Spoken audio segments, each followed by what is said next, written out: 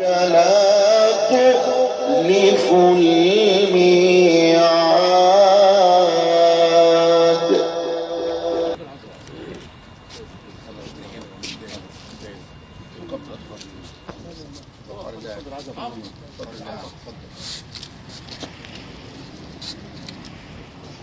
حدث فردي، يعني ضابط صغير قام بيه تعدى على 250,000 صيدلي، ان هو دخل الصيدليه بدون اذن من النيابه العامه وبدون وجود تفتيش صيدلي، وده شيء احنا مش هنسمح بيه ابدا.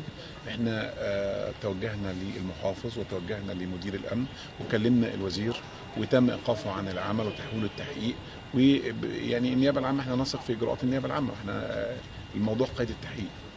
ايه رؤيه حضراتكم ازاي يحقق الدكتور عفيفي زي ما حضراتكم كاتبين على كل اللافتات هنا في المكان؟ ازاي هيرجع، او ايه رؤيه حضراتكم هتكتفوا امتى يعني، او الاليات اللي احنا النهارده بعد العزاء في اجتماع لمجلس النقابه العامه لصيدله مصر في الاتحاد، واحنا طبعا بصدد ان شاء الله يعني ان احنا ناخد قرارات هنشوف على اساسها اذا كان حق الصيدلي ده حق زوج الصيدلانيه رجع.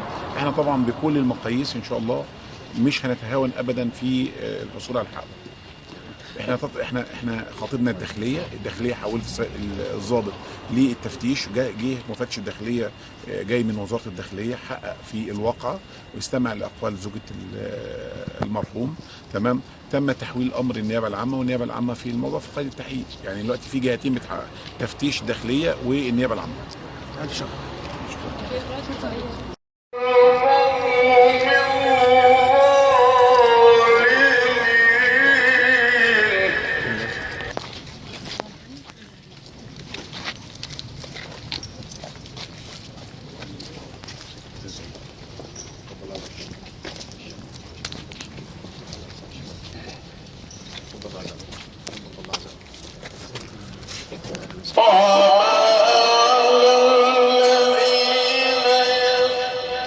احنا بشر، والدكاتره دي يخش صيدله ليه؟ هو عنده اذن يخش صيدله؟ ما عندوش اذن. انا حافظ قانون اكتر منه، حافظ القانون الجنائي والقانون المدني وده كله، وعارف ان هو ما عندوش سلطه يخش صيدله الا باذن من نقيب الصيادله ومعاه تفتيش، ويخش وياخد عربيه مراته ليه؟ انت ما تقدريش تركب عربيه اختك تركبيها، تقول له هاتوا الورق، وعايزين ياخدوا العربيه ويحطوا له فيها حاجات عشان صاحب عماره عايز يطلع ابن من الصيدليه، وهو عامل له عقد مدى الحياه، عامل له عقد يا ناس مدى الحياه، واتعمل قضيه واثنين وثلاثه واتحفظت، وعايزين منه ايه؟ يسلط عليه بعد كده ضابط؟ يعني الضابط ده ايه؟ الضابط كان افترى؟ ايوه، امال ايه؟ الضابط كان بيجامل ابنه. ربنا قال له اعمل كده؟ حته عيل بشخه كريه ليه؟ كاري عليه. انا ابني كان ممكن يخش الشرطه دي، بس انا ما رضيتش عشان ما افتريش. ضابط مع ضميره وضابط حته ايه ده ليه؟ وليه يطلع من غير الراجل بتاعه؟ فين الرئيس بتاعه؟ فين المأمور بتاعه؟ المأمور عارف يا عم حسني. فين المأمور بتاعه؟ المأمور عارف ان الضابط ده بتاع عارف مشاكل. ان هو طالع بتاع مشاكل. يطلع ازاي؟ المفروض يشيله خالص من الاسم خالص. بعدين يروح يتحط في قلب يروح يدخل اجزخانه، هو عنده سلطه يخش اجزخانه؟ عنده سلطه ياخد عربيه بتاعت واحد، هي سلوى يقول لها العربيه دي بتاعتهم العربيه ده شارينا بقى لها 13 سنه بالقسط، والفواتير معاها وكله معاها. ده كل ده افتراء وحرام، حرام، وانا اقول للصبح حرام. حسبي الله ونعم الوكيل، وحسبنا الله ونعم الوكيل، وحسبي الله ونعم الوكيل. المرحوم حصل الموقف ده في ظروف غير طبيعيه، قدر هذه الامور، نقل عزائنا بالكامل.